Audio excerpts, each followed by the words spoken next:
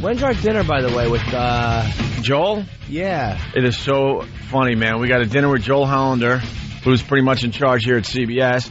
And then Eric Logan, who's pretty much in charge at XM, also wants to take us to something next week. We've said it before. This is like the divorced parents. We have two parents. They're divorced, and one is trying to outdo the other one to garner our favor.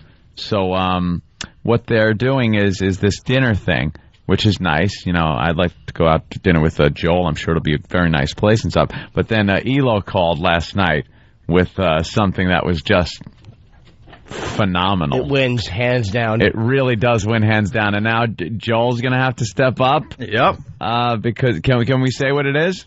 Yeah. I think we can. Yeah, sure. They got a table at Derek Jeter's charity event, the Turn 2 charity event that he's been doing for 10 years now, ever since he was a rookie. And all the Yankees show up to it. It's a big, like, fancy schmancy dinner event. And we are cordially invited. We're going to be sitting at one of the tables having dinner there. A bunch of Yankees around. Just a great evening. I actually have to go buy stuff. What do you mean? I got to buy something to wear. Close. You got to wear a suit. You are a friggin' 10-year-old. No, I did buy a suit when I was anorexic, and it doesn't fit me anymore. I tried it on. I had to go to a wedding in Philly. Purging. I had to go to a wedding in Philly, and I brought this suit down that I bought while we were, on. You're one suit guy. You're one suit guy. Yes, you could, something. Ass, you've been hanging with me for 12 years. How many times have we had to wear a suit? I know, but I don't even wear a suit once a year. Yeah, but I wear a suit for weddings and funerals. Tomorrow should be suit day on the Opie and Anthony show. But we're kind of professionals now. You know, it's you should be more than just one suit. You're an adult, for God's sake. I'm one suit guy with pants that aren't even close to fitting anymore. That I bought, I think, when my brother Quinn was getting married. So I bring this suit down to Philly. Jesus. And I'm in this basement getting ready for the wedding, and Lindsay comes down and goes, "What's going on, man? Why are you still down here dressing?" I'm like, "We got a major problem." And I just turn around, and my gut is like falling over the front of this suit. And I'm not even that fat. It was just that I bought this suit when I was really thin, when I just didn't feel like eating for about 2 years. Yeah. She's like, "Oh my God." So I ended up getting some weird safety pin thing apparatus to kind of keep the pants open, but they wouldn't fall down. And then I was wearing my shirt kind of bunched out in front to cover it up, and then the suit jacket. I didn't know what to do because it was last minute. I couldn't run to a store at that point. I was screwed. You know, that is great when you're maybe in your late teens, early 20s, when your first friends start getting married, and you go to their wedding and realize, I need a suit. No, this was you have one, and it's like that you got to use string to tie it, or this was a really nice suit. I went all out. It was fitted and everything, but unfortunately, I got it fitted when I was a lot thinner because, like I explained, I didn't feel like eating for a while there. Big boy clothes. All right, I'll get something. Buy some big boy clothes. I'll get something for the Derek Jeter event. Don't worry. All right. Damn city. I think we're going to go right upstairs today. So the Elo surprise, yes, which was beyond impressive. Yeah, how cool is that? Thursday night is the Derek Jeter celebrity dinner for a charity. Yep. Yeah, for his charity. XM apparently bought a table, and Elo has invited us to sit at his table at the Jeter dinner. Yes. Which I will certainly be attending. It's his Turn 2 charity. I can't believe Started 10 years ago, by the way. His rookie year. What a I know some of the Yankees will be there. I know I'll be there, and my date Roland, and you're fucking darn Skippy I'm bringing Roland. Whoa. Why? Because he's Pete Picture Taker. I took that bastard to the Entourage premiere, and he fucking ran around with me. He handed out his card to Roland's an animal. Now, this is going to be interesting to watch, because did you read the invitation? No. I did. No pictures. No, well, we get special ones in the back. Oh, we do we? Yeah, we do, right? I heard we get signed pictures from Derek Jeter. Oh, good. But as far as the Yankees that will be in attendance, which last year was like A-Rod and Torrey. Yeah, I'm sure some of them will know me. Yeah, you're not supposed to be snapping pictures with these people, Jimmy. I'm not going. Why? Why? I don't have a suit that fits. All right, fair enough. Are you kidding me? I do. I don't feel like buying one between now and then. I'm too lazy. Are you kidding? You're not going to this because you don't have a suit? There might be a lot of press there. I'm going to take a picture of me in my suit that used to fit when I was anorexic. And I would just put that on and take a picture and see, this is why I'm not going? It's hilarious. I don't know. We'll figure it out. Well, I'm happy to be want going. to go. And I'm bringing my DJ photo that I have with Derek, and I'm going to ask him to sign it. Oh, boy. You are going to get everyone thrown out. No, I won't. And everyone in trouble. He won't mind. All right, why don't we go upstairs? All right. He will mind. I have to get my hair cut for our big event on Thursday that we'll be attending. Oh. I don't think Opie's going. I can't wait to go. Yeah, I think I'm going to blow that one off. I got a busy travel day on Friday. Yeah? I'm going to be out late on Thursday night. That's rough. I don't know if I can do it. It's Derek Jeter's charity event. And I'm a Mets fan, so Yeah. have fun with the Yankees. The Turn 2 charity Have event. fun. I'm going. Oh, me too, and so is my date, Roland, whoever he is. I love Roland. Why can't you bring a girl? Because, like that caller said, we're all gay. Was that it? I don't have a girlfriend. I want to bring my friend.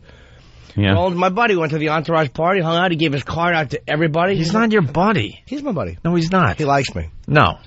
You want Roland there to make sure you get good shots. That's what a friend That's does. the only reason. He doesn't trust me.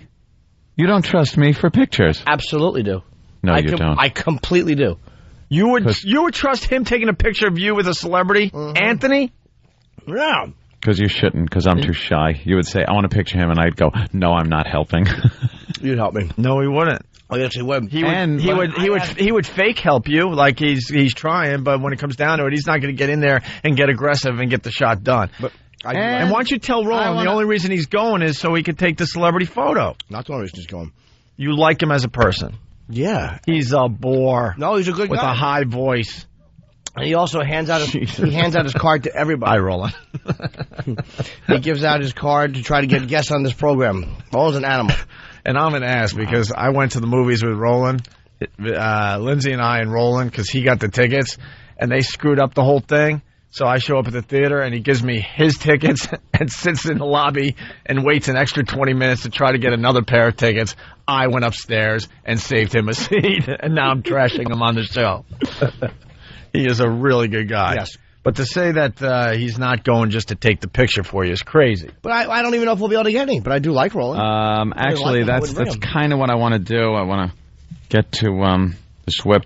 Boy, I wish things just loaded faster. What happened? Because I'm trying to get to a website, and they never what website? Load fast. And I don't want to say it. Yeah. Why? Oh, by the way, where's Camera because Boy? You say it, and then here it is.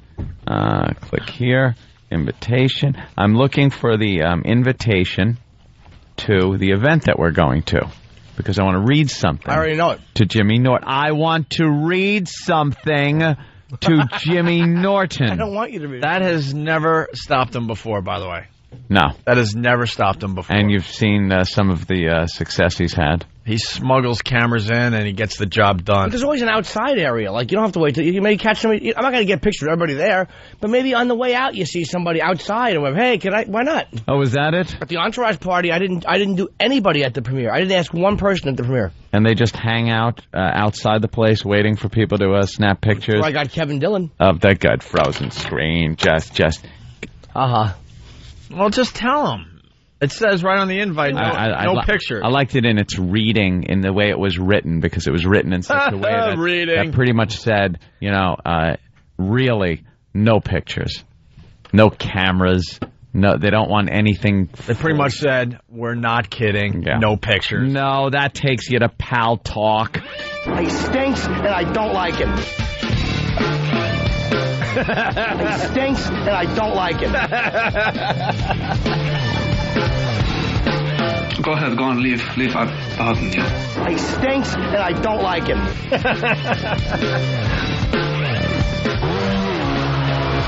Aww.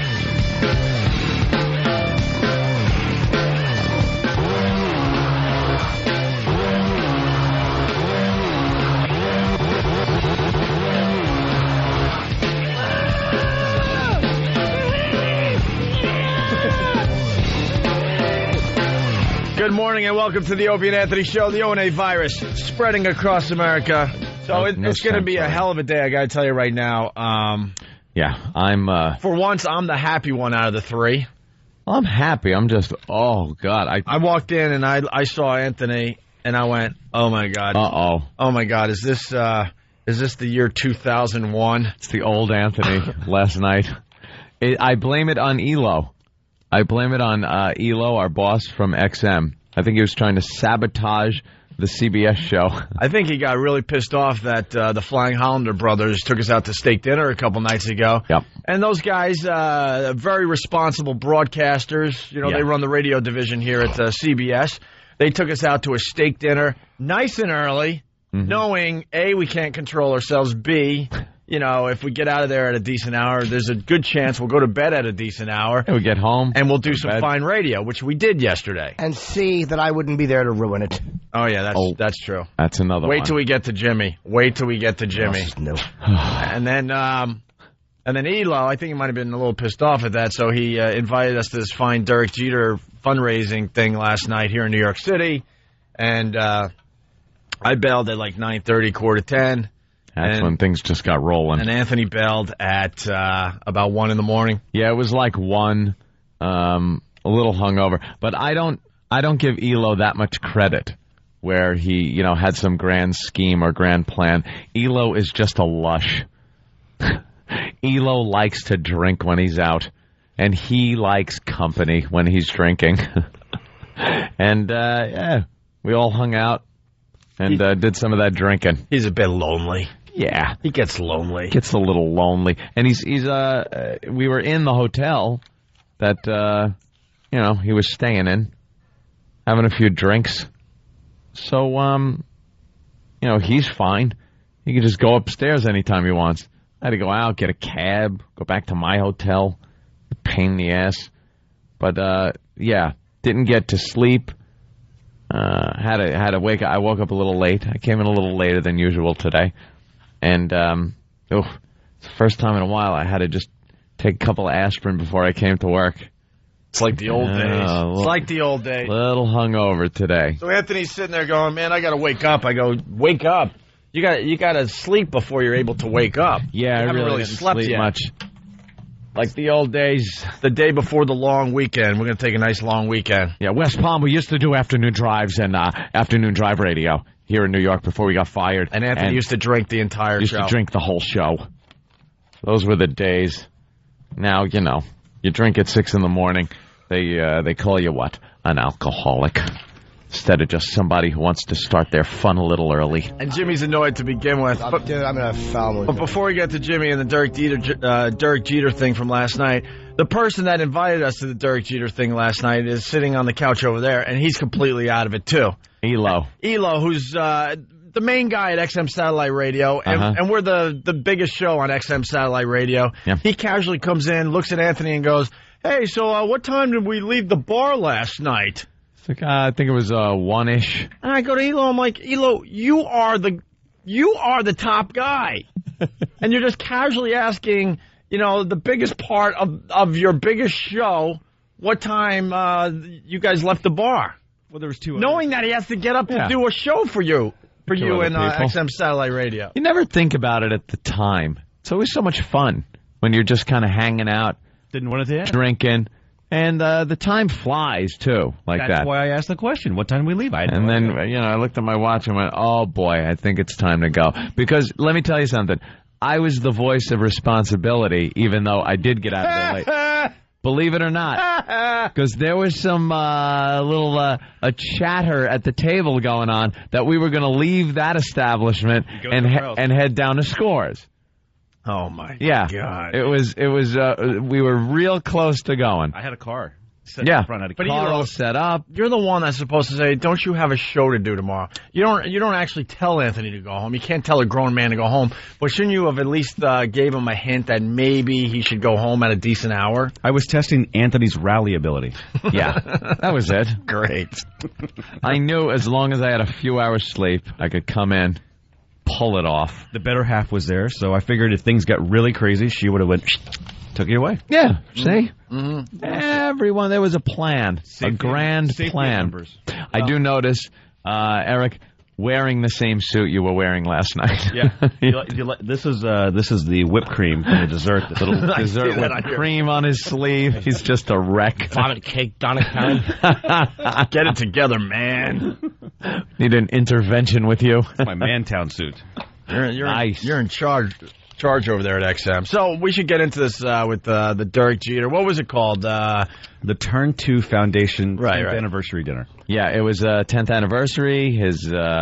He started it in his rookie year back in '96, and a lot of people were there. A lot of Yankees, some other people, celebrities and whatnot. Joe Buck hosted. He was pretty funny. Does a actually. good job as a host. He was It was pretty funny. Yeah, very natural. And I guess XM bought a table, and Eric Logan decided to bring us Yep. The whole everybody. and some dudes from marketing. Yep. Hojo. Yep. Had a good time. I went just to be part of the event. That's all. Just to hang out, see what it's all about. We don't go to many of these things, that's for sure. We're not the, go to these star-studded extravaganzas where they bring out the little plates with the appetizer thing all stacked up 10 feet high, and then the dinner comes out, and, it's a hoity-toity event is what I like to call it. Hoity-toity. Yeah, I was in my suit and tie, and then we have Jimmy Norton. Well, you came late. Yeah, I got there a little late. Elo met me at the bar area, and Jimmy was already inside, and Elo's like, I could only imagine what he's doing in there. I have to get back in there immediately. I'm like, what's going on? And Elo's like, he's in rare form right out of the box. Jimmy goes to these things on a mission. He's on a mission.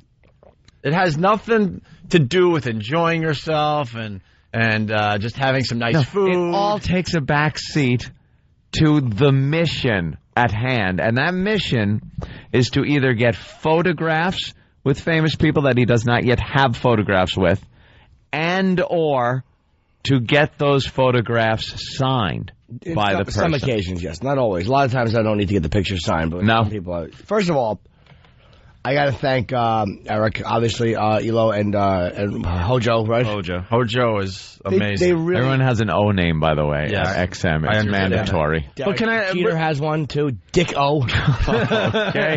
The first of many. Slur has been thrown out. First of many. I got to explain, too, when Jimmy goes to these things with his camera and stuff, even though they tell you can't bring a camera and they don't want you taking photos. He's got his.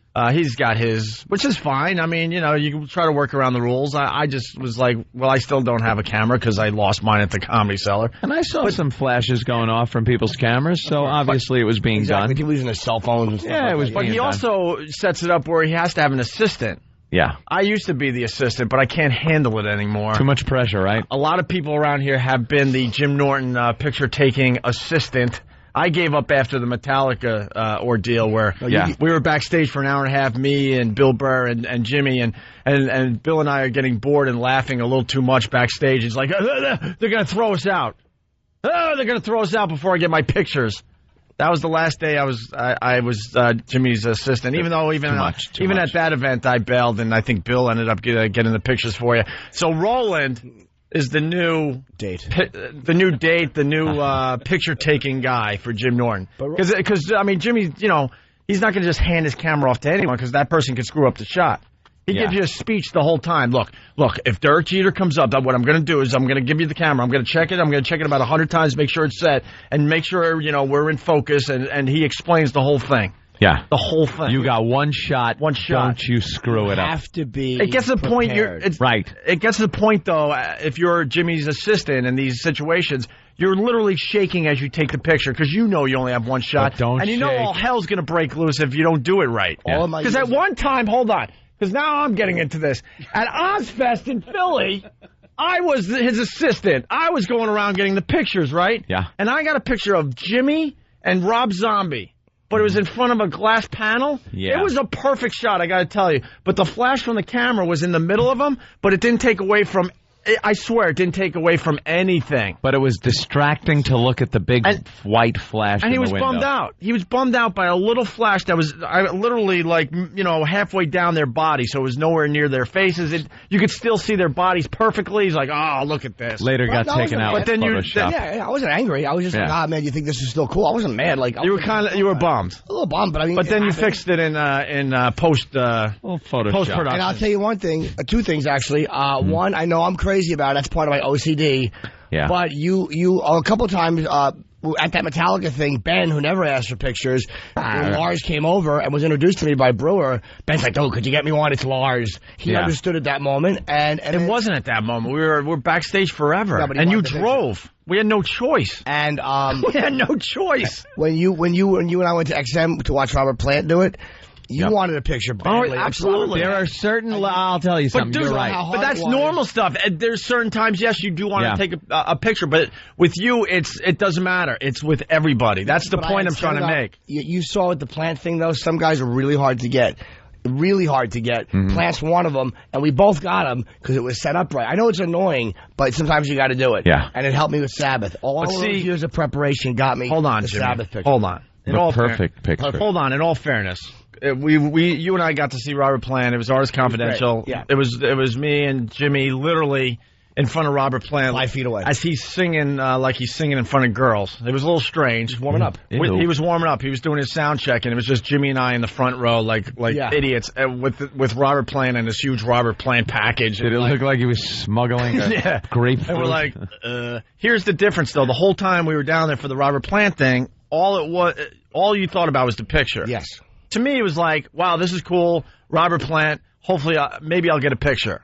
But you were talking to Lee Abrams and everybody else down there over and over again, where it got back to Elo and everybody else that you were just a complete nuisance. Who cares? But that's what I'm getting at. Like the Dirk Jeter thing yesterday. If I got a few pictures here and there, that would have been cool. Spike Lee was there. I would have liked a picture with Spike Lee. Sure. But it didn't happen, and I didn't really try. Well, but with you, it's all about pictures, and then the actual having fun part is that's nowhere. What's fun to me. I don't like to watch a bunch of ball players go, did you hit 40 home runs? Wasn't a lot of fun that year.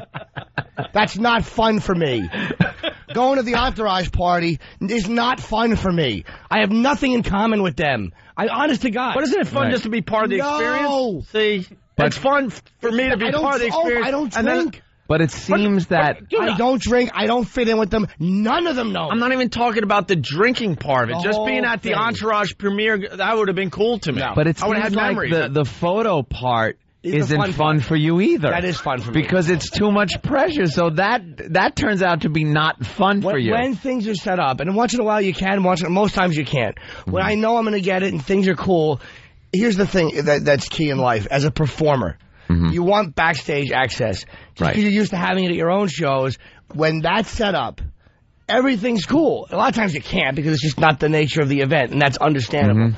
But that, to me, then it doesn't become about the photo thing, because you know that's happening, that's a cool part. But when you got to sneak in there as a fan, and you got to work for it, well, I've learned through trial and error how to do it. It's fun to do. I like doing it.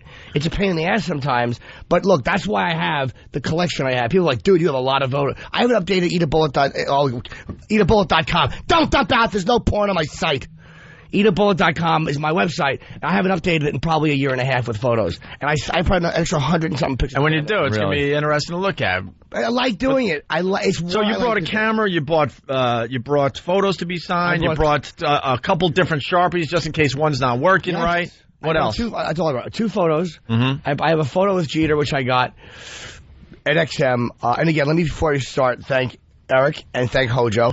Eric invited us to this dinner and did XM was great. I mean, got us in, got me the access, and I get there, and Hojo hands me, he goes, dude, I hooked you up. He hands me a signed Jeter picture. Yeah. And a signed Jeter ball. Nice. It was amazing. We all got that. It was amazing. Yeah. And that made me very happy. I think he had to pay for that. He doesn't want to admit it, but I think he did. I think he had to pay for that because they were selling them for the charity, which is fine. So if he did... They actually got him at his house last night. He went to his house and got him at his house after the game yesterday afternoon, or 2 days ago. Well, that was... absolutely fantastic. And it wasn't even about it's that. Friday. It was amazing. Just want to let you know. Sorry. I'm an idiot. So what I bought was this. I have a photo with Joe Still Torre, Thursday for you. which I got in '97, and I have one photo with Jeter, which I got at XM actually in January because he's XM Baseball's face. Right. Which Stephanie tried to kick me out of the dressing room, and she did kick me out of the dressing room, and then somebody else got me the picture. I think Lee got me the picture. Oh, Or was boy. it Jamie? No, that's in January. That wasn't a good day No, either. why would it be? Why would it be? Somebody Right. that works for the company throwing on-air talent out of the room because a Jeter's. I understand that he's Jeter, but you know what? I do kind of work for you, and I do kind of work for you in a visible capacity. I know you hate me, but could you fake it? Yeah, we saw some research yesterday. You better start treating us nice. But without, mean, really. Elo and Hojo, I mean sincerely, it was. I mean this. It was very, very cool that you got to say, and you didn't have to do that. It's genuinely appreciated. Right. I'm not just saying that because it's the right thing to say. So I hate the Yankees. Dude, I mean, listen to me. They're your favorite team, though, Jimmy. Hate. But they're your favorite team. I'm not even kidding. Not even the Yankees as a team. As a team. He hates the individual members that make up the Yankees. All of them. All of them. Please, none of them are nice. Please, when we get back from our long weekend, come in here with the Boston Red Sox cap. I absolutely would love to see Boston smash their faces. You know what? I'll say this. Ortiz, Ben interviewed him. He said he was in a rush, but he was a nice guy. Yeah. I've heard so much about how these guys are nice guys. They're so friendly. They're not friendly. What an arrogant group of asses this whole organization is. Can I tell you? I can't believe I am saying this. Can I tell you what I saw when I got to our table? All right. Jimmy completely miserable. The event started 10 minutes, only 10 minutes in. Roland looked like he was like an abused wife. He was a wreck. I know. Roland was sweating so bad, and he looked like he was going to have a nervous breakdown. His suit was all in a disarray. His hair was all screwed up. And he was all shaking. Roland's whole job was to be Jimmy's assistant for 10 minutes, as far as trying to get pictures taken. Roland, see, look, he's smiling now. He's freshly showered. He's relaxed. Roland sweats because there's some kind of a weird foreign thing running through his veins. Roland sweats in Antarctica. He can't help himself, and he's good at this, and he's comfortable in these situations. Roland was not nervous. He didn't care. But I did mess up on one picture. The Posada. That wasn't probably my fault though. Yeah. But that Posada? What went through your head when you realized you messed up the picture? I was like, oh Jesus! I think I messed up. Jimmy ran down to get Jorge. Jorge looked so annoyed at me that I was an idiot that couldn't take a picture. But no, I wasn't mad at him. But he wasn't nervous about it. He knew what he was. He's been with many of these. So we got to get through the got him, need him, got him, need him, got him list that Jimmy got last night. All right, we will. So I get to the table. Roland is just a nervous wreck. Jimmy is miserable. You know how he does Frank the Frowner? Yeah. Oh, it was for real. There was no smiles to be had yesterday. And then all I hear him is whispering under his breath, I hate my life and I should just kill myself. Because I'm not a player. And I've always known I'm not a player. I'm not a force in this business. He's like, you're on the road to Playerville. I'm an unrecognizable nothing. Wait, Anthony, I memorized all of them.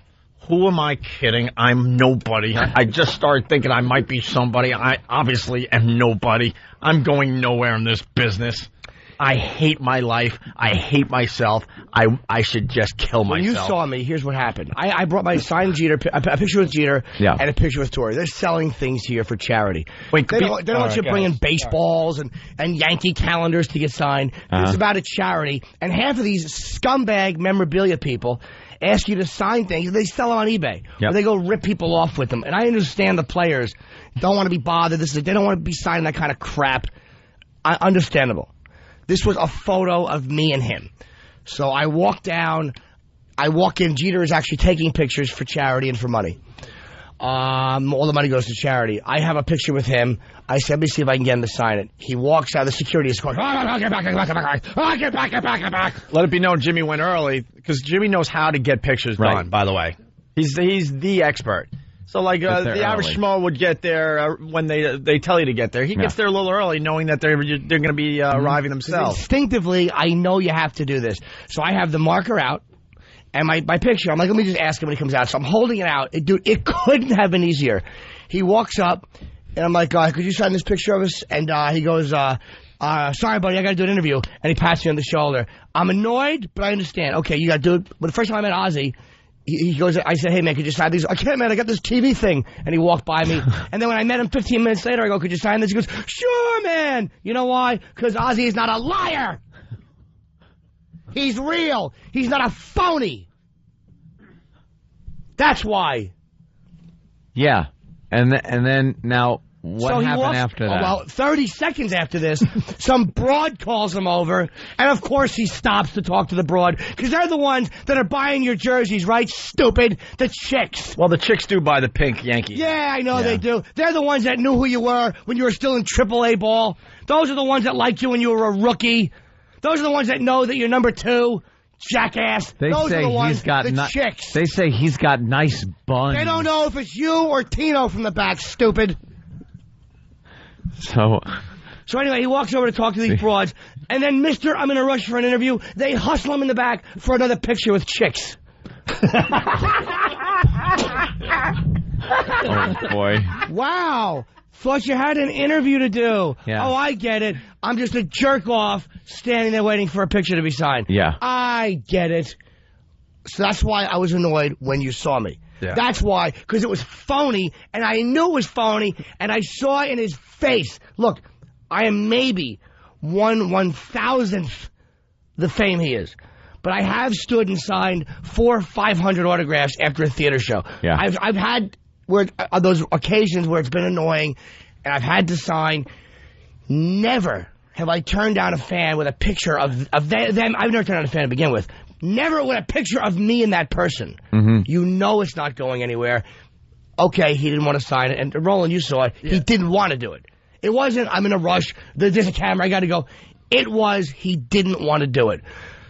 So I go back to the table, and believe me, there's more. And that's why I was annoyed when you first saw me. And I know a lot of the fans are going to kill me today. He's complaining. I don't care. No, this is a great rant. This was what made the event so interesting. Now, I came in, I guess about this time. I was late. You were way late. I was way late. Missed most of the action with him. Because I was livid myself. You missed downpour. Trying to get a cab in New York City with Elo calling like every 15 minutes or so. Where are you?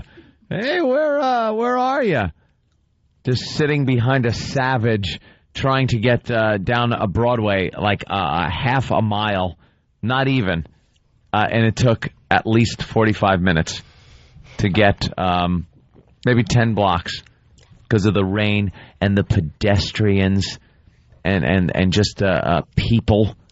Oh, so finally got there, and when I sat down, I looked over at Ope. Ope turned around, smiled. Hey, what's up? What's up? Jimmy was sitting there, like hunched over, mumbling to himself. I don't think I've ever had more fun hanging out with Jimmy, by the way, and because he was so miserable. I get into that like you wouldn't believe. When you saw me, the first time Ope saw me, I was right after that happened, and Roland saw it too. Roland understands what I'm talking about. The difference between I'm not an idiot. I understand I don't know how much XM paid for this table. It was $20,000. Okay, so you know that me being for one there, table, there was a $20,000 investment that I was involved with somehow. It was the generosity of XM, but you know that I was there for some reason, and it was not could you sign this ball, DJ? It was a picture of you and me. And you know what? When the first time I met him at XM, I didn't care for him that much. He took the picture with me. He didn't want to. I believe I've signed enough autographs. Sorry I don't have 34 Ds, stupid. I just have B cups. Can we take a break and then we'll get into part 2? I hate the rest of the team, too. We'll get into... None of you are nice guys. One of you is a nice guy. Oh, what? One of you. Find out who after Anthony, this break. This is what you missed just before you arrived. Jimmy is livid, right? Uh-huh. But all of a sudden, Jim Leritz... I always say his name wrong. Leritz. Just call him phony number 30. Jim Leritz, who was on our show and gave us an amazing interview and was admitting to, popping pills and all that crap. How long did we hang out with him for? 3 hours? We must have hung out with him a half hour here and then another hour and a half at XM. 2 hours. Uh-huh. Let's call it 2 hours. Easy, okay? This is the tease. So Jimmy is livid, but now he's trying to make a comeback. He's trying to rally. He sees Jim Leritz at the table next to us. He goes, "Oh, Jim, he was on our show recently." Yeah, there's a name. Gets up to say hi to Jim Leritz, and we'll tell you what happened next. Oh, boy. It's the O&A virus spreading across America. So we should get right back into this. We're at the Derek Jeter thing last night. What have we learned so far? Dirk Jeter dissed him as far as taking a picture on purpose, or having the picture that Jimmy brought with him signed. Gave an excuse about he had something to do, walked away, and then proceeded to take some pictures with some young ladies. Yeah. I was at the XM table. XM paid $20,000 for the event. Yeah. I arrived all happy. And I got even happier when I saw how miserable Jimmy was. Usually when someone is miserable, it brings you down. Yeah. I was giggling like a little girl, I gotta be honest with you. When he was saying how he's a nobody and he hates his life and he should just kill himself, it made me very, very happy. Because when he wouldn't sign the picture, I was cool with it. Like, all right, whatever, man, he's got to go do a press junket. But then when he stopped and talked to the chick, he could have signed 8 pictures. And then he went back into the room and took pictures with 2 chicks. Yeah.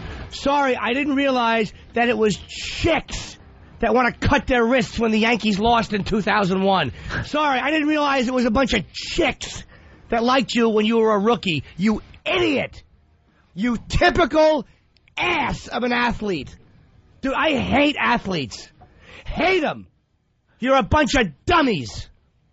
They're dumb jocks. And Leyritz, you mentioned Leyritz before. Right. All right, so let's get right into it. I've got to know what happened now. Let's get to him. Because I thought we had a relationship with the guy. So did I. So Jimmy is trying to calm down and get it together because he knows it's still early on, so maybe some things could possibly happen because he's always thinking, maybe I could salvage this night, right? Mm-hmm. And so then Jim Leyritz is he's standing right behind Elo, basically, where he was sitting. He was right there. We just had him on the show. So I go, Jim Leyritz, and he's like, oh, wow. I think you even said he knows us. Yeah, he did the show. Cool, Yeah. So he gets up like this is going to be his rallying point. Yes. This is going to rally him to get him back into an okay place where he could try to focus to get more pictures and maybe the Dirk Jeter picture signed. Or just feel like not so much a piece of garbage. So I say hi to one of the Yankees and they know me. So Jimmy jumps up. I just sat down because I already knew how this was going to play out. And I swear that's the only reason I didn't get up. Because I just know. And I think you knew in the back of your head. In the back of my head, I did because I know that they're all phonies. I'll say one thing about comics. Basically, in most cases, what you see is what you get. Yeah. That guy you see a month from now or 2 weeks from now is going to say hello to you again. So I tap Leyritz on the thing with my stupid, typical non-man tap, little faggot fingers. And he turns and he looks. I go, hey, Jim. And he said hello. He goes, hey, man. And that was exactly the tone. Hey, man. And he shook my hand. And I've shaken a lot of hands in my life. Yeah. It was the absolute look of, I know I've seen you. I don't know where. I don't care where. Turn back around. There was not 1 ounce of recognition that we had spent 2 hours together talking and laughing. I'm glad your wife took your ring, stupid. What do you think of them apples? What else did she take? Your memory of people you hung out with? Phony athlete. All of them. I hate their guts. But he walked down the street with us. He did the walkover with us. Yeah. He did the walkover. I saw Leyritz again by the bathroom an hour later. It was so awful. And look, let me cut anybody off at the pass. It's a big event. He's excited. There's other Yankees there. I don't expect him to throw his arms around me. My God, Jim Norton, I've thought of nothing but you. I didn't even care if he remembered my name. A handshake. Hey, man, how are you? A genuine half-a-second hello. Yeah. All I was after. I didn't have a picture to be signed. It was honest to God. I'll call myself out when I'm being a piece of garbage. This was a genuine hello was all I wanted.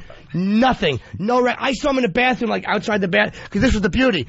I'm in the bathroom, Yogi Berra's in the bathroom. I'm like, oh my God, they got to use the same bathroom the rest of us do. So I go in, I grab sweaty, four-headed Roland, I drag him out. I'm like, dude, they're all going Who's to the a bathroom. wreck at this point? He can't even keep his shirt tucked in. He's so nervous. I saw Leyritz an hour later. I go, hey man. I said hi again. He goes, hey. And it was such an awful hello. I go, do you remember me? And he goes, yeah, how are you? Oh, he didn't. He did, but he just didn't give a crap. He didn't care.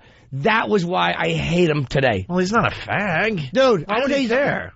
Not that he wouldn't care. But the common decency, the common courtesy, because he did have a good time on the air. We treated him great. And we're celebrities just like him. No, exactly. We're not. And I understand that. I understand that. I'm very realistic about that. I don't expect him to throw his arms around me. Man, this is right up there with the 96 3-run homer. I don't expect that. He only hit one of the greatest homers in Yankee history. They're all dicks. The whole team's dicks. I can't believe I hate the Yankees. Go Sox, right? Go Sox. Go Sox, right? Dude, I am heartbroken. I can't believe I hate them. My Mets are going to kick your Sox ass. I can't believe it. Okay, so I walk out. Although they didn't do too well. I see Ron Guidry, the Gator. Oh, my God. 18 strikeouts against the California Angels over 78. Dude, one of my childhood idols. Any girl would know these stats, by the way. Yeah, any chick would know these. Right. You stupid athletes. You jackasses.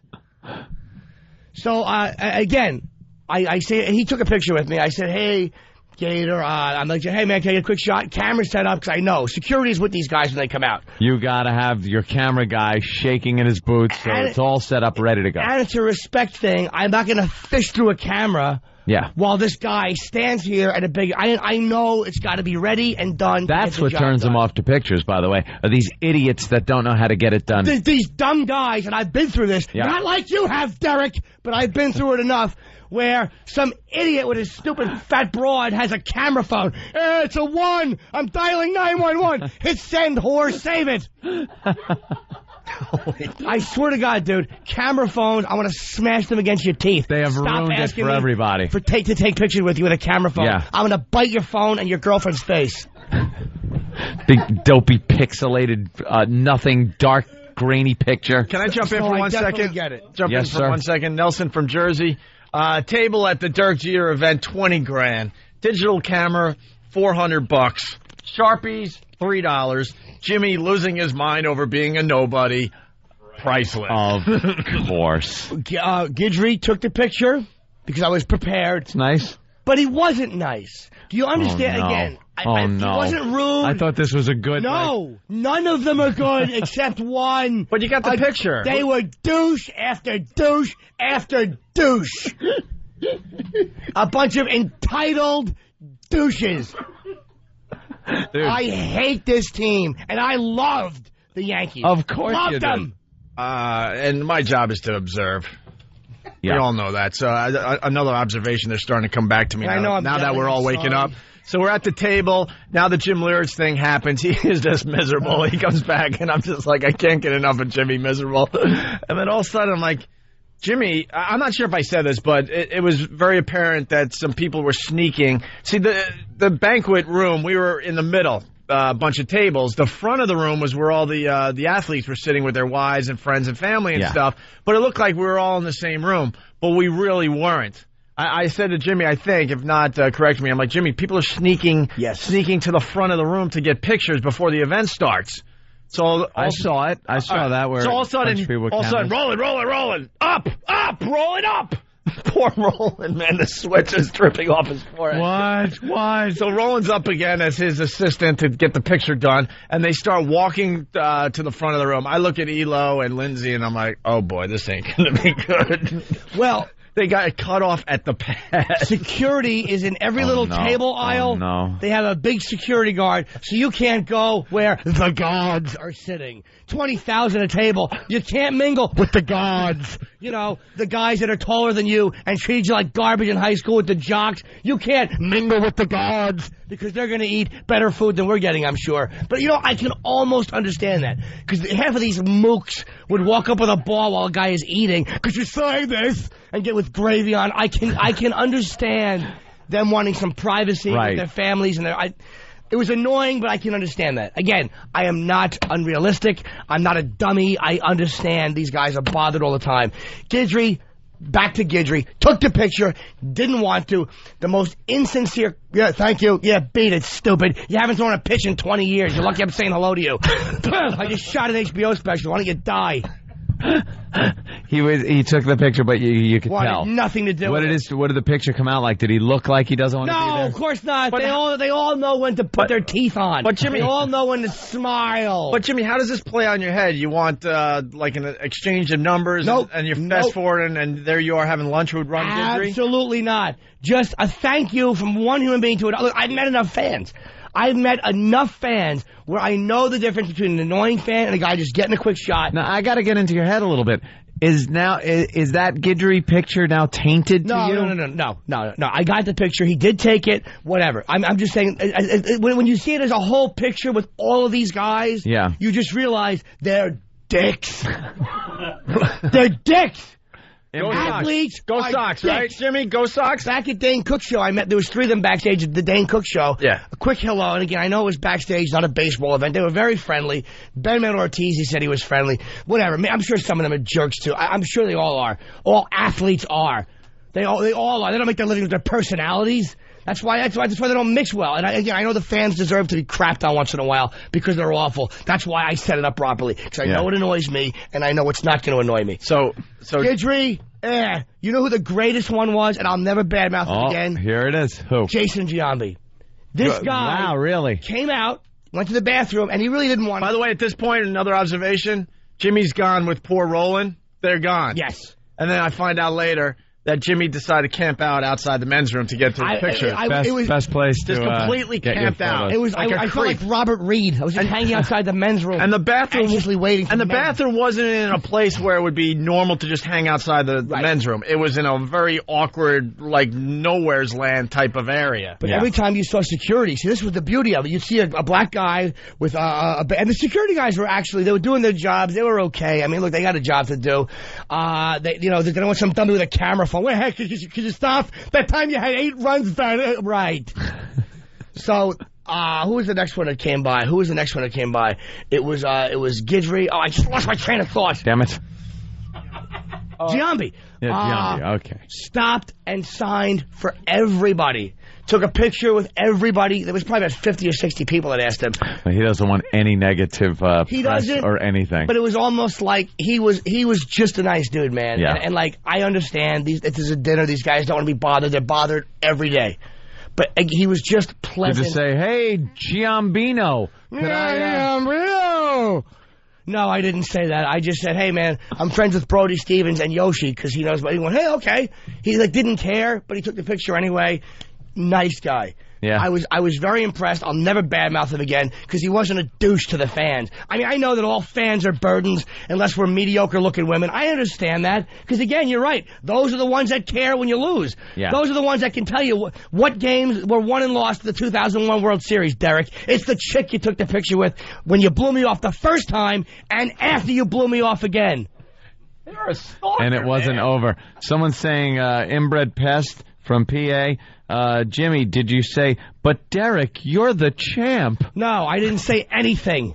Hey, can I pat myself on the back, Mr. Torrance, with a fine observation? On the flip side, I met Opie and Lindsay at Newark Airport last year, and he couldn't be nicer. He stopped walking, came back over to shake hands, started a conversation. Just a cool guy. Now that I think of it, maybe I met Greg Hughes, the actor that plays Opie in the Opie and Anthony show. Could have been. Let's see who else was an absolute douche. Okay. Okay, Guidry was tolerable, kind of a dick vibe. At one point, Tino Martinez walked out. All right, very good. I had been waiting by the bathroom like an absolute creep. It's a good find. So he's walking towards me. I go, Tino, can I get a quick shot with you? And he looked annoyed. I go, when you're done? Because I thought he was going to the bathroom. What's he do? The security walks him through there's like an exit door. They walk him through the exit and he leaves. So that was my fault. But he's a dick, and I saw it in your face, stupid. When you're done leaving? Yeah, when you're done. Like maybe next season if you get re-signed. Robinson Cano, the rookie, one of the biggest jerk-offs ever. You are a jerk-off, dude. You're a jerk-off. And I got a picture with him. He took the picture. Of course he did. Thank God he did. He stopped. Thank God he I did. had the camera. I'm like, hey, Robinson. What would he have been if he didn't I'm take like, the hey, picture? Robinson, can I get a picture? He goes, all right, man, quick. Make it quick. You don't want to say that to Jimmy. Why would you say that? Dude, at this point, honest to God, it was me and Roland, maybe 2 people in this area. There was nobody there. It was you and what was left of Roland. There was nobody out there. That poor kid obviously needs friends desperately to agree to hang out with you. It was not a mob scene. There was nobody out there. Okay, there was nobody out there. I understand if there was a bunch of people. There was not a bunch of people. It was empty out there because I knew where to stand and started rolling. Great moment. Opie actually got me the best moment of the night. The only good moment of the night for me. Because in the end, I do look out for you, Jimmy. Absolutely You know that. As much as I enjoy you being miserable, I also have your back at all times. Security had to walk these guys, right? So we would go, when we saw security walking one of the players towards the bathroom, me and Roland would sneak out the front door and go by the bathroom and wait. He had the whole plan. So what happened? Well, Georgie Posada. I see him walking, and as he's walking out, I go, okay, I want to get a picture. And the security guy goes, let me go to the bathroom first. I'm like, all right, so I kind of felt like a dick. Yeah. So then Posada's coming out. I had done a benefit for his wife. She runs some organization, so I did a benefit, performed at Stand Up New York for her. So you got an in. None of the players came, of course, because their names weren't on it. I guess it was not going to help your public relations face, so you get a sneaker endorsement. Why would you show up for it? But when he came out of the bathroom, I go, believe me, you got to throw out whatever you got. I said, hey, man, I performed at a benefit for your wife. And he goes, oh, okay, man. I'm like, you get a quick picture? He didn't want to stop, but he did because of that. And I had the camera set to black and white, so it came out wrong, and I'm panicking. Oh, no. And I'm like, Georgie, the picture didn't come out, and he reluctantly stopped again, and we got the picture. Wow. Would have been a dick. Believe me. Dick, but was okay because I did a benefit for his Poor Roland. Did you punch him in the face after it came out black and white? No, that was my fault. Completely my fault. 1945 Roland. Yeah. Poor Roland. Who knows? His sweat probably tripped onto the button and moved. Was it in like sepia tone? Yeah, exactly. It was. Was it? Looked like an oldie style Babe Ruth picture or something. The highlight of my night came when Opie. By the end of the night, Roland looked like he just got released from a Mexican prison. Oh, yeah. He was in shambles when I saw him. Shambles. He was just done, man. You know, it's like a tour of duty going on a picture detail with Jim. You just don't want to do it. It's like being on point in the Nam. Like I said, and we got to get Bill Burr on the phone to back me up. After the Metallica thing, I was done. I can't be his camera assistant anymore because I like my friendship with Jimmy, and this will break up our friendship. I got a deferment, so I don't have to ever take pictures for him. Deferment. You don't go out enough to be able to hang out with Jimmy. Thank God. No, I'm annoyed that I didn't get the Tino picture. That's my fault. Highlight of my night came when Ope goes, come here. Spike Lee right there. Now, I love Spike Lee was one of the honorees.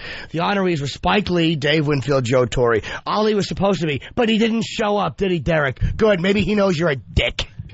He's going to be at the Chicago one that they do. This is all over the country, and they hold another one in Chicago. Yeah. So he's going to be at that I'm sure you'll one. be invited. Is he really? But they had a video presentation of him and his wife, and...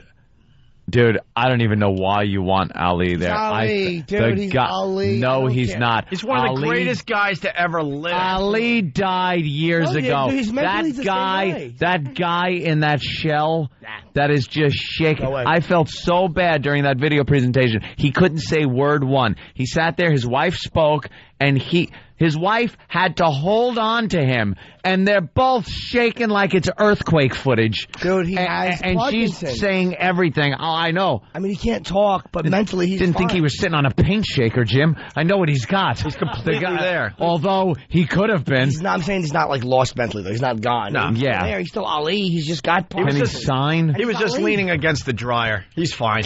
And there was a couple of sneakers in there off balance. Right.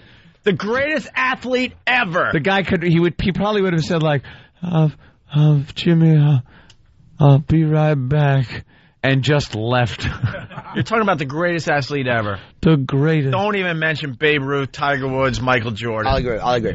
Greatest athlete ever. Wait, so Spike Lee is walking by. Thank you. And Ope goes, Spike Lee. So I walk over to Spike. I always try to have my moment again, failure, just an unrecognizable nothing. And he's with his kid, but he's in the middle of the audience. Do you have a Spike in? Yeah. Hi, Spike. I'm a white guy who can name more than just do the right thing. That's an in. I meant it, too. I told him I thought you were robbed with X and the Oscars. I told him that, and he's like, thank you. And I just got a quick picture. He wasn't friendly or unfriendly. He was indifferent. But he's pretty much what I expected him to be. Like, he wasn't rude, nor was he polite. All right. If I thought if I met Spike Lee, he'd be a little bit nicer. But again, an event like that, you got your kid with you. You don't want to be okay. I get it. So he took the picture, and I saw him later. I said goodnight. He said goodnight. It was brief, and that was that. Yeah. The highlight of the night comes when we see Derek being walked out, and I know where he's going. He's going to the bathroom. Wait, is this the end of the night? This is as we're coming up. Is this attempt number 3, by the way? 2. All right, hold on. Attempt 2. Okay. Attempt 2. Do we want to continue with this? Of course Raise we the hands. do. Because we got to take a break. Raise the hands. Damn breaks. Because we have to get into the auction part. Well, I want to hear about all the crap that went on though with the signatures. Yeah, and then we'll get to the auction. And part. then the auction part, because at one point the entire place turned around and looked at Jimmy. Yeah. And we'll tell you what happened. They wanted with that, to kill him. And we'll tell you how it ended with the Derek Jeter thing. Yeah. All right, it's the the gift basket. It's the gift basket. Oh no. Oh, the gift basket. A lot of gifts. Did you open it up when you got home and sort through the goods? What the hell? It's the day before a long weekend. We'll continue with this because it's way too good. We do have other things we really want to get to today. We'll see.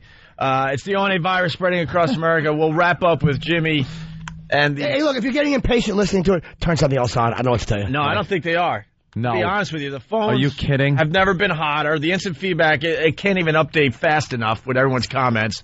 Most people with you, by the way, Jimmy. Most people with you. I don't care. I've never blown off a fan in my life. Go Sox, right? Yeah.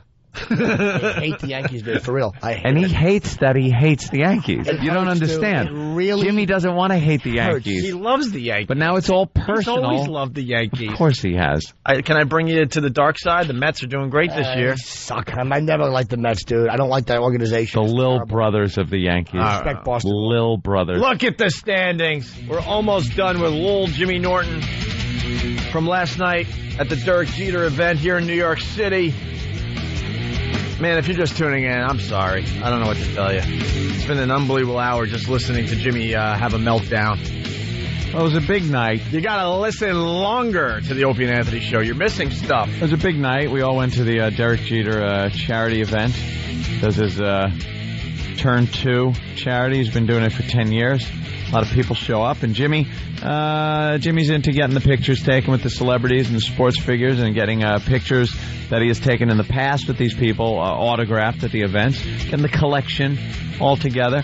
And a lot of times it gets blown off, and it gets him pissed off to a point of pissed off that none of us can really relate to. It's someone came in.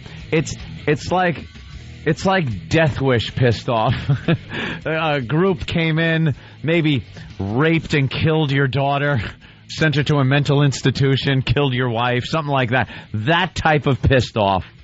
Paul Kersey pissed. This brings him back to something that we don't know about yet. It's just a confirmation of just what a nothing I am. And I'm serious. That's exactly what it is. But you're on the road from nothing to kind of know you, Vil. Yeah, exactly. You're on an HBO show. Exactly. And nobody cares. You were just Adam at Buckman Tower in the Records. Post dropped dead. I read what you wrote today. I'd like to bite your face, too, if you were here right now. Wait, what did he do to you? Just wrote that Lucky Louie has succeeded in nothing more than being vulgar. Sorry, we use dirty language. Scumbag, Puritan, Post writer. I hate the New York Post.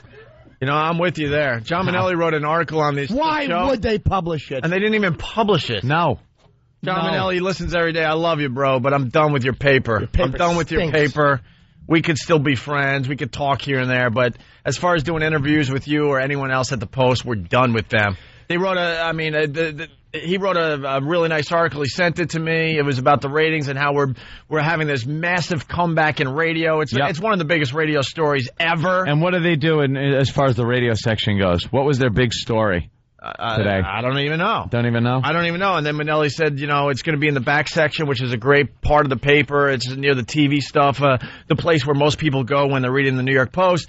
And then I wrote him, said, what's going on with the article? He goes, well, now I think it's going to be in the business section on Tuesday.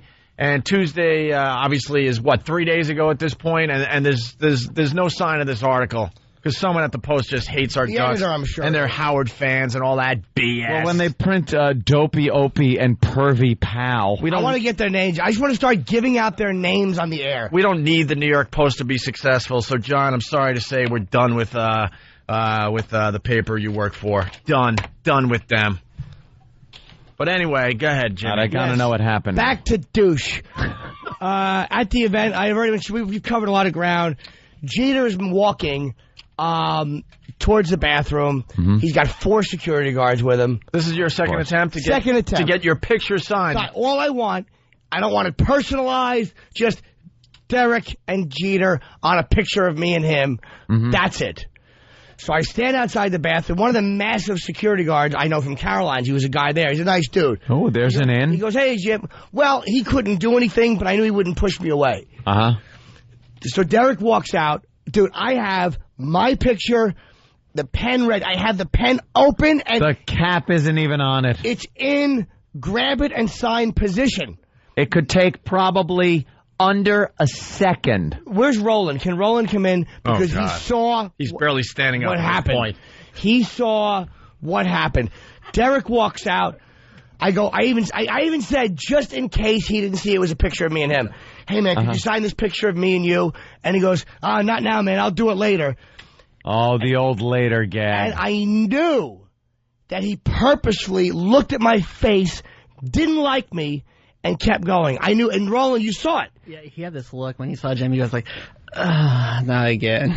He just, boy. He didn't want to sign it. He didn't want to sign it. And I don't want to hear, well, it was a charity event. He was only signing things that were paid for. Because if that was the truth, then at the end of the night, I walked up to the stage like all the other fans. All the Yankees are on stage. I have a picture with Joe Torre. Joe is getting mobbed, so he goes on the stage. So here's what my strategy is. I stand there with my picture out and the pen with Joe. He can look and see it's a picture of me and him. Torre recognized that it was a picture of us, walks over to the end of the stage, and he signs it for me. Oh, nice. Nice guy. So you got Joe Torre to sign the picture. Got Joe Torre to sign it. All right. Jeter, I stood there anyway. Attempt number 3. 5 times. Looked over and did as soon as I looked, eye contact, look away. This guy has something going on with him. Dude, you're a goddamn phony. You try to come off like you're this great guy. You're not a great guy. You're a bum. You're the greatest Yankee shortstop in history. First ballot Hall of Famer. They were going to retire your number. No one is saying you're not the best shortstop in the history of the franchise. You are. You really are. But what a jerk-off you are. And I saw it in your face. I've signed enough autographs to know the difference. You are a phony. An absolute goddamn phony. And as he's walking off the stage, dude, the guy's a superstar. He's getting mobbed. I get it. He sees my picture 5 times, won't sign it. Some dumb chick wants a... What did she say? Oh, boy. She said, can I have your picture so I can put up the next day at work for a screensaver? That's what she said. Can I have your picture so I can put it up the next day for my screensaver? And he stops for her. And picked her up on stage. He stopped for her. Oh, my God. Everybody rushes the stage. Security blocks it. Derek starts to move because it's going to be crazy. Derek stops again and has her come over so he can take the picture with her. So, again, if it's only about signing things for charity, then he never would have taken that picture, which he was also charging for. So sorry again, I'm not a chick. I'm sure in 2001, when the Yankees lost 2, then won 3, and then lost 2, she was as depressed as I am. Well, I'm sure after they won 3 and then dropped 4 straight to Boston, she was as bummed out as I was. But remember, he signed her pocketbook, too. Oh, did he sign the pocketbook, too? It was even a card. That's exactly what you are as an athlete. You're a goddamn phony as an athlete. That's exactly what you are. I can't tell you how much I hate this guy now. Do you, Wait, you hate who? Jeter. And the stars showed up in Times Square last night to support Derek Jeter and his Turn 2 Foundation. This helps kids turn away from drugs. Fox 5's Lisa Everett has all the action from the annual fundraising dinner at the Marriott Marquis. 10 years later, it's a decade of hits for Derek Jeter and his Turn 2 Foundation. Some sports world heavy hitters came out to honor the Yankee superstar for his good deeds. It's gotten bigger and better than we ever imagined. Yeah, has it? Starting his foundation 10 years ago in a hotel room with his father. Now he can look back on all he's accomplished, raising millions of dollars to help thousands of kids in need. Your host, the captain, number 2, Derek Jeter. So what we try to do is help out as much as we can. You know, we had support with our after-school programs. And could you please display a personality? Unfortunately, we've been able to touch a lot of kids' lives. He should be an operator for a living. And look, God bless him. He's doing charity work. And in fairness, his father was walking around. Seems like the nicest guy on earth, Jeter's father. Sorry, Mr. Jeter, your son is an entitled dick. Wasn't he signing pictures for charity, though? Could you, give a couple $100 and he would sign a picture? Yeah, or you could have gotten the picture signed. And again, that's a charity thing, no problem. But when I saw what he did with that girl at the end, when he called her up, stopped, I didn't know he signed her purse. Yeah. But she said, I want a picture for a screensaver. Maybe that's the line you understand what I'm saying? That's any guy that's ever been blown off by one of these scumbag athletes. That's why I hate them. I hate them for that. I have never blown off a fan, dude. I'm sorry I'm yelling so much. It's not, whatever. I hear it in your voice I've never now. done it. You got sets to do this weekend, Jimmy. You got to relax. Never refused. And then the auction. Oh, and the gift bag. What a lovely. And the auction sucked. What was the one they auctioned off? Hey, win a. You could train with Derek's trainer, and you could have his cook for you. Can I really? What's that faggot gonna show up at my house and show me how to make French toast? How you doing, man? Who cooks for other men? You want to whip me up something like a little dignity in a dish? And a case of Gatorade. And the bidding started at $10,000. $10,000. And this is the little thing they gave you.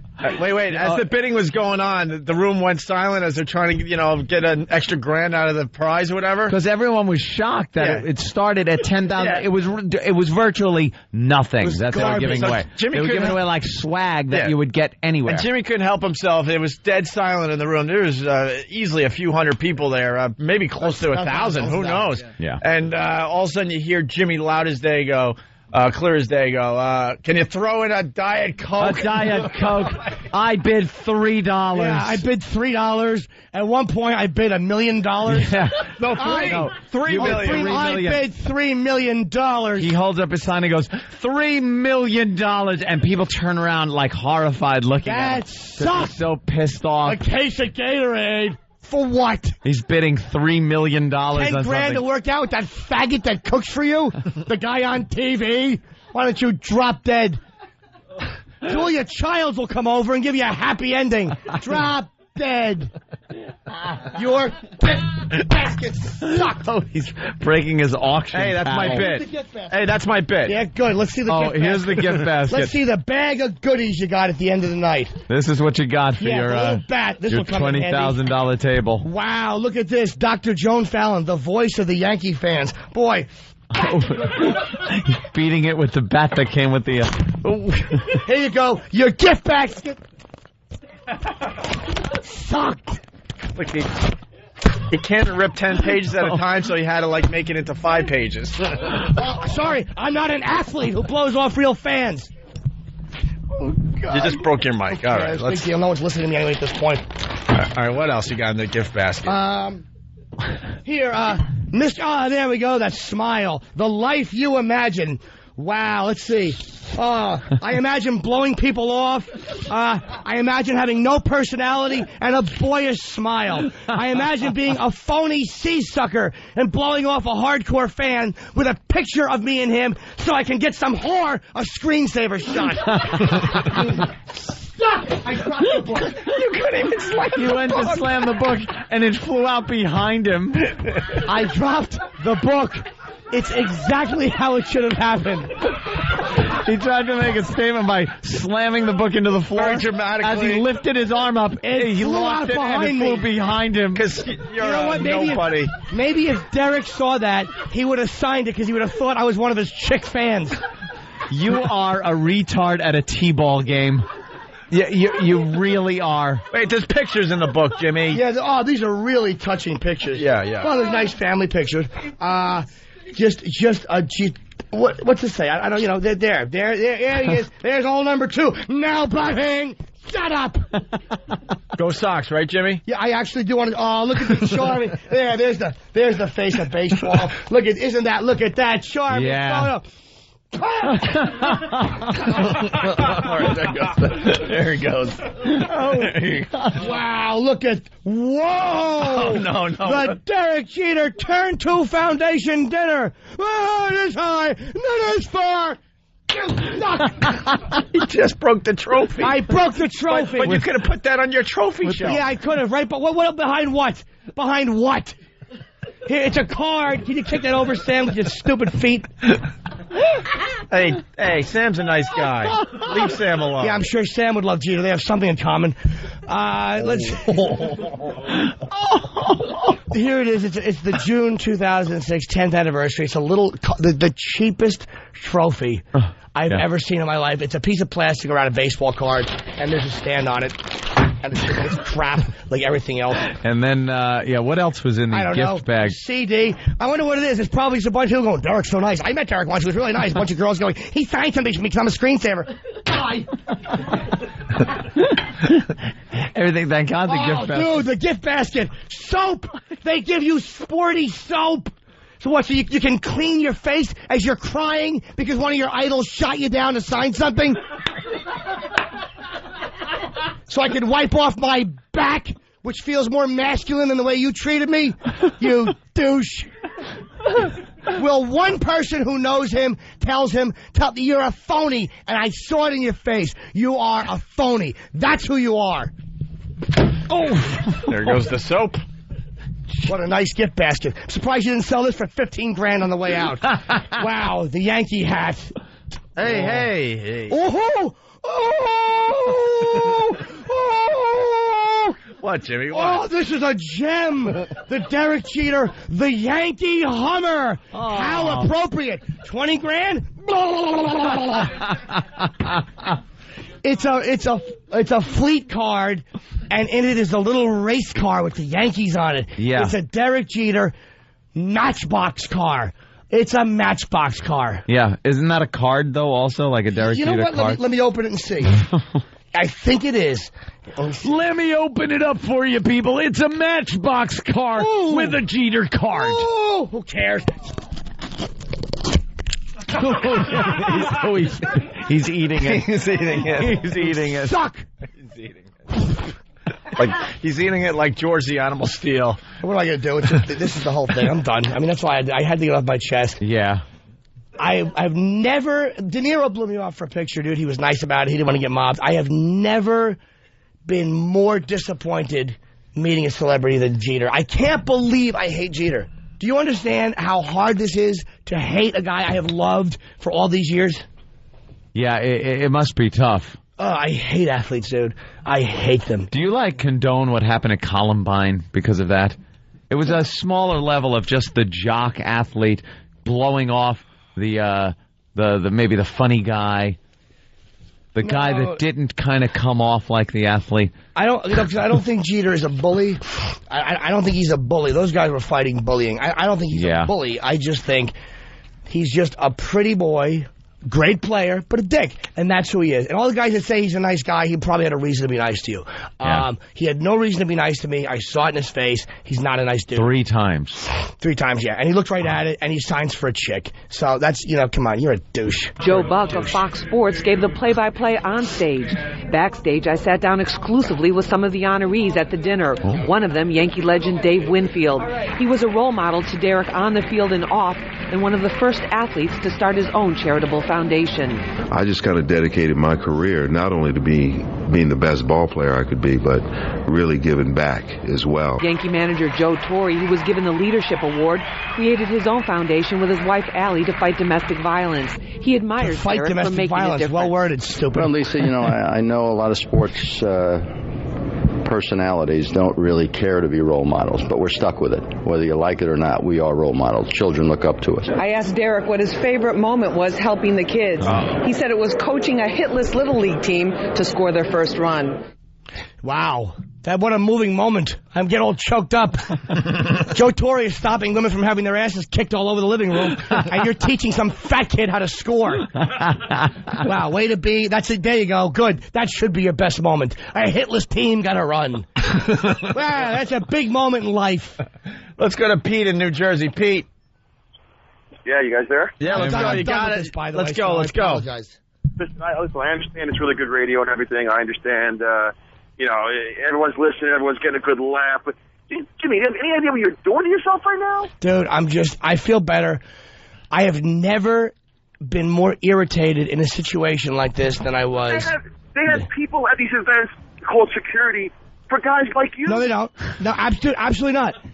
At that event, I did not one inappropriate thing. I didn't try to walk through security. I wasn't in the way. I stood by the side. And my irritation, I saved for the next morning. I didn't cause a problem there. They don't have events for security like me. They have event for security with guys who don't know when to back off, which I did. I've had my own brush with the same type of event that you had. I was 13 years old. We had our football dinner at LT's restaurant. If anybody's listening, remembers, in Rutherford, New Jersey, right around Route 17. Who cares where it is? Restaurant. Right. So all the Giants show up. Everybody's like having a great time. Odessa Turner, Stephen Baker. I mean, like, these are like little kids having their football dinner there. Everyone's got like nice speeches to say. Oh my God, get to the point. Point of the story. Point of the story is LT shows up. Here we are spending money at his place. The guy shows up, doesn't even lift his head for one picture, signs like 5 autographs, and blows off about half of our 13-year-old football team. I mean, I had my own, like, devastation because, you know, Lawrence Taylor didn't look up during a friggin' picture. But, Jimmy, get over it, dude. You're how old? You're successful in life. What the hell's your problem? It's Derek Jeter, so what? What's my problem is, dude, that I've dealt with fans enough to know when someone is legitimately just busy and being hustled off because they're running around and the guy's a superstar, and when they're being a scumbag. I know the difference, and I've never once had a fan present me with when you're in the public eye, it's your responsibility to take care of the fans. Sometimes it's a pain in the ass. Sometimes you do want to go do other things. Sometimes you want to leave an event right away. But you got to understand how important your fans are, and we do. And I'm at a charity Not event. that we're on the same level as a Derek Jeter, but I think that's what Jimmy's getting at. Yes. We went to Tower Records 2-3 weeks ago. We were supposed to be there maybe an hour and a half, 2 hours. We spent 5 hours there because we wanted to make sure everyone went away with a nice impression of us and the show, and have them walk away with a picture of us or an autograph. And we had about 600 people there. There's probably maybe 150 people more. Jeter had like 700 or 800 people there. We had about 600 people at the Tower thing. I even said we even hustled the line so nobody would be kept off the line. Because Tower Records wanted to shut it down. They wanted to shut it down. So we're like, all right, let's at least hurry people through this so everyone gets a chance at a quick moment, to say hi. A genuine hello. Sometimes it's all you have time for. That's all I wanted. At a later, it's, hey, man, nice to see you. Go on, that was surprising that he just not like... to me, it's not. Because they're all like that. You know what has to be said, too? And I have no idea about Derek Jeter at all. I want to state that. But a lot of these things that these athletes and these celebrities do, they're doing it because they need a tax write-off. And they don't really give a crap about the actual cause. And like I said, I say that knowing nothing about Derek Jeter and what he's doing. I'm whatever the charity. That's why you'll have a million stories of these guys, doing something nice, but they're blowing everyone off because they're just going through the motions to get the tax write-off. And to the guy who said, how old are you? I'm 37. It's common knowledge. I like to do this, dude. It's what I like about being in show business is that occasionally, one of the things I like, you get access to things like that. That's what's fun for me. You like to drink. You like to do what you do. Okay. That's what I like to do. Well, that and prostitution. Those are the things I like to do. So what team are you going to root for now that you're not a Yankee fan? I want to see the Red Sox smash them. Because, dude, it wasn't just What about the Tigers? Detroit's having a great year. I don't care about any of that stuff. It's just Boston is the ones. What about the Pirates? Sox is the insult. Yeah. Sox is the insult. I met a few of them. They were nice. Every Yankee I met, except for Giambi, was not nice. Even the ones that stopped were not nice, and they didn't want to stop. And I know they didn't want to stop. So. All right, let's go to Matt in Westchester. Matt, what's up? We got to wrap this up and move on to some other things. We got Bob Kelly in studio playing Caroline's here in New York City all weekend long. I heard he killed last night. A lot of fans went and checked out Bob. Matt, go ahead. Yeah, hey, how you doing? Hey. Jimmy, you remind me of that old lady in that scene in The King of Comedy when Jerry Lewis is walking down the street and she stops him. She's like, hey, I want an autograph. It's for my sister. It's for my sister. I can't. No, really, please. And he's like, no, I can't. He walks away. She screams, you should get cancer. I hope you get cancer. Well, what she wanted, dude, and this happened to me last night, she wanted Jerry to talk to her nephew on the phone. On the phone. I had a guy stop me when I walked in. Dude, big fan, love your stuff. Thanks, man. Would you mind signing something for my nephew? So I signed it, no problem. Hey, sure, man. Happy to do it. And then he goes, well, would you mind talking to him? And I'm like, I can't. So I was actually at the beach. Oh. I think a lot of people went to that event last night, by the way, thinking they were going to hobnob. And it was so obvious that we were completely separated from all the, quote, celebrities that were there. Completely separate from. You got to be realistic. So wait. So she asked you to talk, and you said no. He asked me to. He didn't have a phone out. It wasn't like he had the phone right here. He was just gonna call and see if the guy was there. Yeah. I'm not doing that. I was trying to get to where Jeter was to get. This is way early in the evening. But I signed something. I was polite to the guy. I was like, hey man, thanks for being a fan. I appreciate it. And that was it. All right. Did he go away fine, or was he pissed that you didn't do the phone thanks thing? for stopping, man. No, he understood. I wasn't being a dick. I wasn't rude. All right. Before we go, a quick thing. Just watch Lucky Louie this week. I actually have more than one scene finally, and I have a really disgusting 4th of July speech. So good. Tune in Sunday night after Entourage. But you're a nobody. I know I'm a nobody, but that's why I had to remind them to tune in. But you're on your way. Is what you're it on is. your way. You're a little Jimmy One Morton. of these days, you're going to be that guy. Not the bad guy, but you're going to be the guy that people want to come up to and and the celebrities go, "Hey, Jimmy Norton." Never. One of the reasons I'm nice to the fans all the time is because I've been on the other end of that so many times as a fan. Yeah. I know what it's like to be treated like a dick, dude. That's why I don't treat you guys like dicks, because it sucks. Remember the time we chased Randy Johnson down 57th Street? Another douche. That was another moment where I had to be the assistant with the camera. But he was a Yankee douche. moment. Another douche. Oh, yeah, exactly. Another We were at the Yankee Brooklyn douche. Diner, and I go, Jimmy. I don't think he was in the diner. I go, Jimmy, Randy Johnson. He goes, come on. And he hands me the camera. And I'm running. It's just the worst situation to be in. You're so nervous. You know, Got to get it right. Got to get it right. Because you know how much it means to him, and there's Jimmy. The guy has to be like 7'8". I mean, you think he's tall on TV. Who knows how tall he really is? They say 6'9". I think he's even taller. And Jimmy's trying to tap him on the shoulder. He's reaching way up. And he gets completely blown off in the middle of Midtown Manhattan. I laugh so hard, and I'm just taking pictures as he's walking away of Randy Johnson's back. Of him. What did he say to you that blew you off? I said, can I get a picture with you, man? And he goes, no, thank you. And he walks away. I've said thank you. Yeah. How about this? Can you pitch a big game without choking? No, thank you. How about that, Randy? Got a little clip for Jim Norton to play. We do? Oh. Maybe not. What clip? I like the clips. night ultimately belonged to one man, Derek Jeter, who went 5 for 5 with 2 doubles, and this solo home run in the 8th, becoming just the 6th player to go 5 for 5 in a postseason game. As the Yankees double up on the Tigers 8-4 to take a 1-0 series lead, and afterwards, the skipper Joe Torre had nothing but praise for his captain. He just seems to just relish this atmosphere. He's been so big for us for 11 years here, and you know, again, I can't say I'm surprised, but I mean, everything worked well for him tonight. You know, he's the captain. He's supposed to do that. You're not always going to come through. There's been plenty of times that I haven't, but when I'm in that situation, I feel as though I'm going to produce or come up with a hit or make a play. But like I said, it doesn't always happen, but you just have to try to treat the postseason like a regular season game. What do you think, Jimmy? As long as you're not a fan without breasts asking him to sign something that is a photo of the two of you in it. I thought you changed your... Never. I thought you changed your tune at this point. Well, what? I even said back that day, he is the best... I think he's the best shortstop the Yankees have ever had. What's the problem with Derek Jeter? He's a first ballot Hall of Famer. What's the problem now? Really fast. For the new listeners, because since you did the amazing Derek Jeter rant for an hour and a half on this fine radio show, we've gained a lot of listeners. We're in a lot more cities since then. I'm a Yankee fan. I'm 29. I've been a Yankee fan for my whole life. Again, and Jeter, I met at XM probably about a year and a half ago. I got a picture with him. So I went to his charity function recently. Thank you to XM, and I asked him to sign it. A picture of me, and he blew me off 3 times. He's like, yeah, I'll do it. No, I'll do it. Like, all he had to do was sign it. It was just a picture of me and him. Yeah. And he refused to sign it 3 times. And you had a Sharpie already? Dude. Out, pen open? Was out. I know how it is. These guys are very busy. Yeah. So I had a pen out for him to sign a picture of me and him. It was so not, he could have done it. And then did you see him signing a woman's piece of memorabilia? Oh, yeah, he stopped to sign things for girls. And like when he's like, at the end. And then I was just holding it out. I had a picture of me and Joe Torre, and Joe saw it was not swag. It was just a picture of me and him, so he walked over and signed it. And then Jeter a couple times looked over and just ignored it until a girl goes, can I have a picture for my screensaver? And he had her brought onto the stage.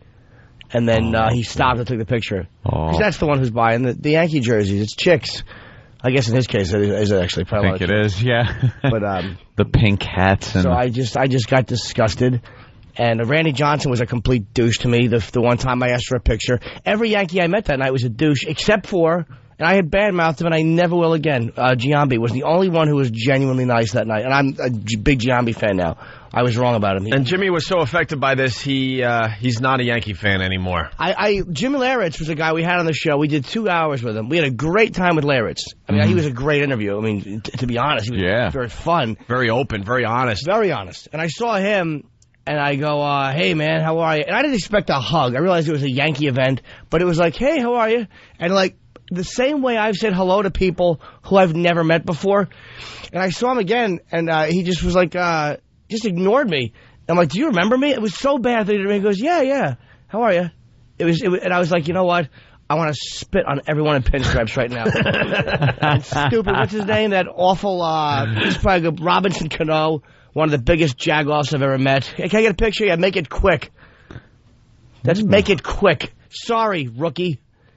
And Jimmy was the biggest Yankee fan. Oh, yeah. And I were at this event. Jimmy was out of his mind. You looked like a complete lunatic by the end of the night. You were just beside yourself. You had it. I was disgusted on every level because, again, I'm not a Yankee. I'm not even a Montreal Expo when they existed. But I've signed enough autographs for people where I know what's annoying and I kind of know what protocol is. And I don't sit and yap at you.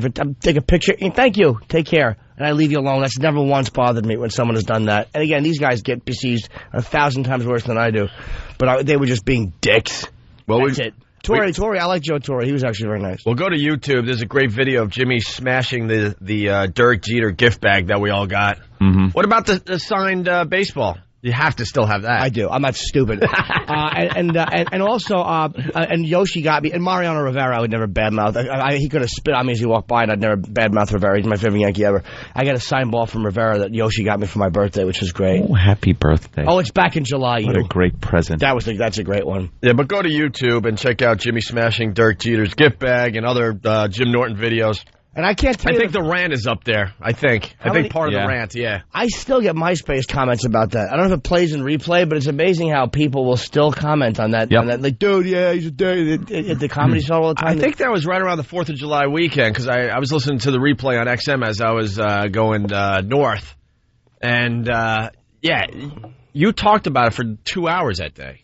It was one of those shows where Ann and I just sat back and watched you because you were so enraged. He was livid. The stage was Jimmy's for that whole show, basically. Yep. Usually we would stay on a topic for 15, 20 minutes. The old days we would run things into the ground. But this was one of those rare occasions where Jimmy was going off and we just sat back and watched. It was easily an hour and a half, close to 2 hours of just Yankee abuse, Derek Jeter abuse. XM wasn't too happy about that because I guess Derek is one of their huge spokesmen. Well, of course, for Major League Baseball. If you remember when we had our huge banner up on Madison Square Garden, Opie, which went from the top of the garden to the sidewalk with giant pictures of us and the XM logo.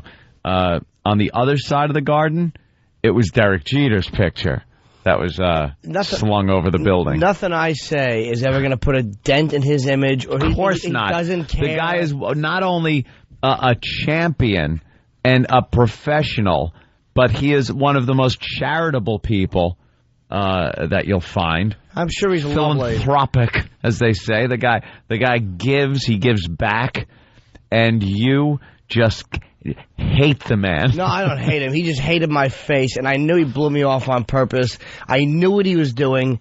I'm an older man. I'm not a dummy. He did it on purpose. I'm an older man? I'm an older gentleman. Yes, I have a Mark Foley-type relationship with him. I knew what he was doing, and that's what he did. I mean, what am I going to do? Yeah.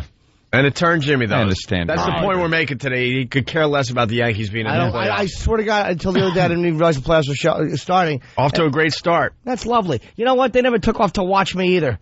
Sorry. You want to go to the game? Why? Are they taking off the game to come watch to the Comedy Cellar and watch me do my crap? No. So why would I? Well, we got tickets. Then again, they have 60,000 people a night, and I'm talking to a $1.30 working on another AIDS joke. So yeah, that's a bad example. Yeah. XM decided for our 2-year anniversary they would get us some nice gifts, and they would get the staff some nice gifts. Yeah, so they got me Mets tickets, huge Mets fan. And Anthony's a huge Yankee fan, and Jimmy could care less about baseball. Jimmy just not interested in baseball. But they got his tickets for the night games. Well, they could have come up with another gift. I mean, I'm not going to a baseball game, but how about a sweatshirt? Something. XM means well, but they just can't figure it out ever. They think it would be really cool to give us tickets to the Mets and Yankees playoff games. Which it is, but... It's cool, but we get up at 4 in the morning. Like, I was watching the first part of the Yankee game last night. Mm-hmm. It was around 9:15, and I'm trying to make it a late night last night. It's the second inning. I'm like, I can't. Right before the fun started. I know. It was the second inning at 9 o'clock at night. I'm like, I can't.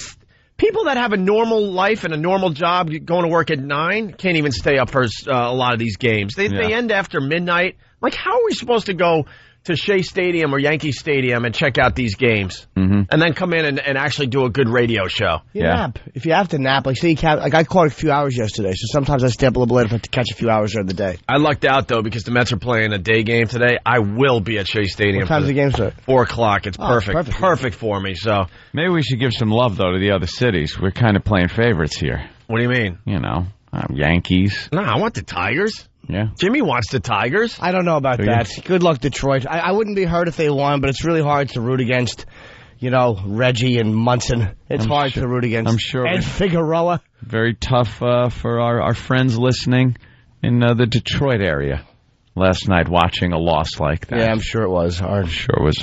City. Thoughts and prayers out to Detroit. How did A-Rod do? Well. How did he do? I didn't obviously watch. Giambi did good. Good for Giambi. Yeah. Let's say hi to Tony in Brooklyn. Tony!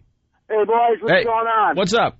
Jimmy, have you heard John Sterling call for Gary Sheffield, the master chef, cooking it up? Oh, no, he didn't. The idiot fans that are now wearing the big chef hats. Why? They're wearing, big chef hat for Sheffield. I know, but why would they humiliate themselves? Because it's chef and the Sheffield thing. I cannot embrace anything, any hackdom that goes on in the stands like that. The master chef cooking it up? Yeah. The master chef cooking it up. Why is he so wrapped up self-centeredly in his own moment? The guy could be a great announcer. He's so good with... Why is he so wrapped up in the Giambino? Shut your mouth! He's trying to become the star of the game. That's what's bugging Not me. about you. If you're a sportscaster and you just happen to, slip into one of those great calls or one of those moments, fine. Let it happen. And sports history has a million of those. But those guys weren't sitting there at home going, writing down things that they could possibly say. I'm going to write the Giants win the pennant 5 times. Or down goes Frazier. I'll say down goes Frazier. Do we have down goes Frazier? Can we get that sound? I love that one. One of the greatest calls ever. Cosell? Yeah, amazing. And it wasn't that Cosell was at home going, if this happens, I'm going to say this. He was just caught up on the moment, and that just came to mind as it was unfolding in front of him. Yep. But Sterling, I'm with Jimmy. It's so obvious he's at home just like on his laptop trying to figure out new sayings for all this crap. With the team roster in front of him just going, okay, what do I do if he hits a double? I wish it was a Danish guy named Dushjabagan.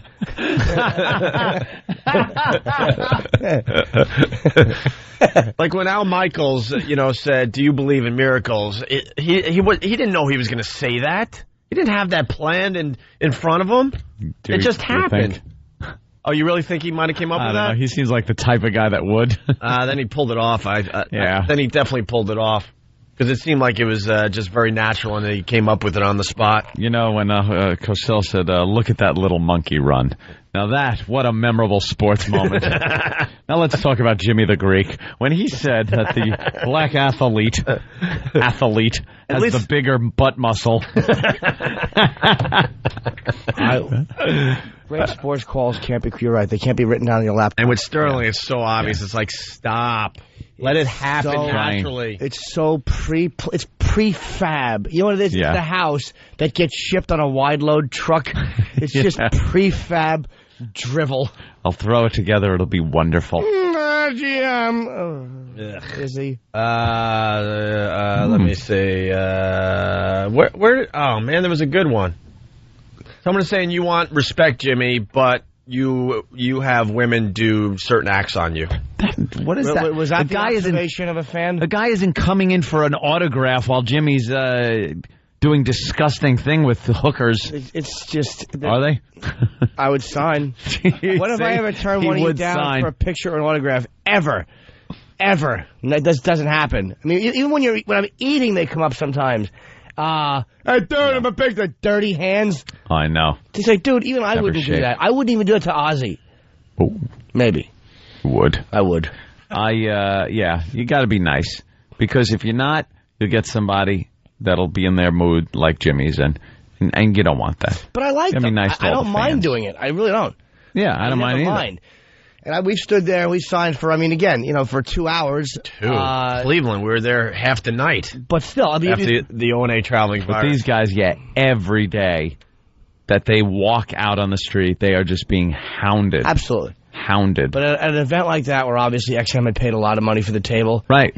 You could have signed a picture. Very limited. A picture of me and somebody, why would I ever not sign? Why would anyone ever not sign that? It wasn't like Derek Jeter was walking down the street trying to have, like a private moment or something. And I had a ball or something. Could you sign that? Or a ball where I could put it on eBay, right. This was a charity event where, if you were at one of those tables with a plate of food in front of you, there was a lot of money exchanging hands. Sorry, I was. And it wasn't even that it was all for charity and they were only selling things for charity because he did it for girls. Sorry, I wasn't a chick. Ugh. So were we. Yeah.